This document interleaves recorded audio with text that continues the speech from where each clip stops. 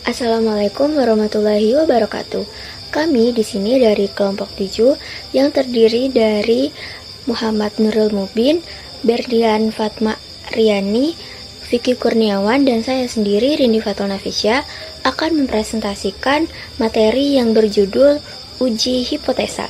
Di sini kami akan menyampaikan konsep dasar dari uji hipotesa, langkah-langkah pengujian, dan jenis-jenis uji hipotesa. Konsep dasar dari hipotesis ini ada dua. Yang pertama, hipotesis nol. Hipotesis ini adalah status quo atau kondisi aman.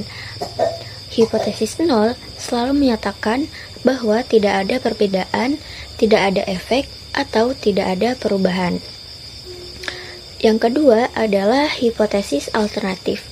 Ini adalah pernyataan yang ingin kamu buktikan kebenarannya. Hipotesis alternatif menyatakan adanya perbedaan atau efek tertentu. Baik, untuk selanjutnya ada tingkat signifikasi, yaitu batas toleransi kesalahan yang kita tentukan di awal. Yang pertama ada nilai umum, yaitu yang biasanya 0,5 atau 5%, atau 0,1 atau bisa disebut 1%.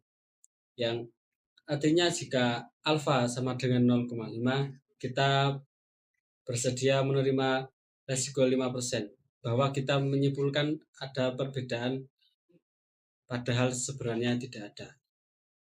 Selanjutnya ada menolak hipotesis O, yaitu bukti dari data sampel sangat kuat sehingga kita meninggalkan status quo dan mendukung hipotesis alternatif.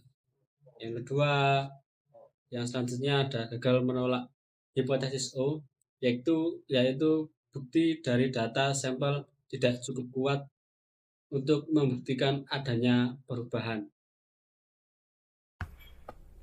Baik, pada konsep dasar bagian ini memiliki dua kesalahan, yaitu yang tipe yang pertama, kamu menolak hipotesis nol, yang sebenarnya hipotesis nol itu benar. Tipe kesalahan kedua, kamu gagal menolak hipotesis nol, padahal sebenarnya hipotesis nol itu salah. Untuk langkah-langkah pengujiannya, langkah pertama, rumuskan hipotesis. Tentukan apa yang dianggap benar sekarang hipotesis nol dan apa yang ingin kamu buktikan, hipotesis alternatif. Selanjutnya, tentukan tingkat signifikasi. Temukan batas toleransi pada kesalahannya.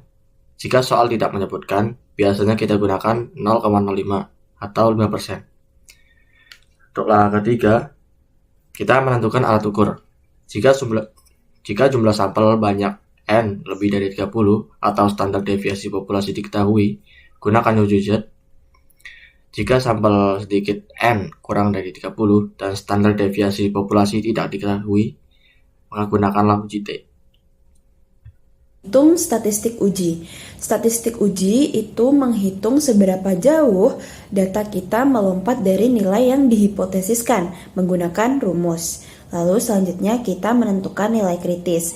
Kita menentukan nilai kritis dengan melihat tabel Z atau tabel T untuk mencari batas di mana kita mulai menganggap perbedaan itu signifikan. Berikut adalah rumus menghitung statistik uji dan tabel nilai kritis yang sering dipakai dalam soal.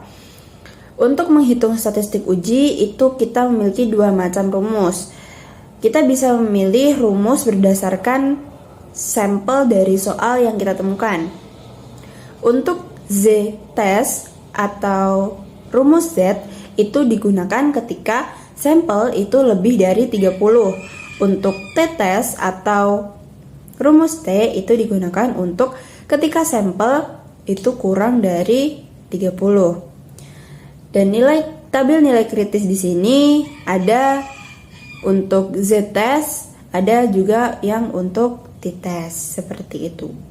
Dan presentasi dari kami, kurang lebihnya mohon maaf. Wassalamualaikum warahmatullahi wabarakatuh.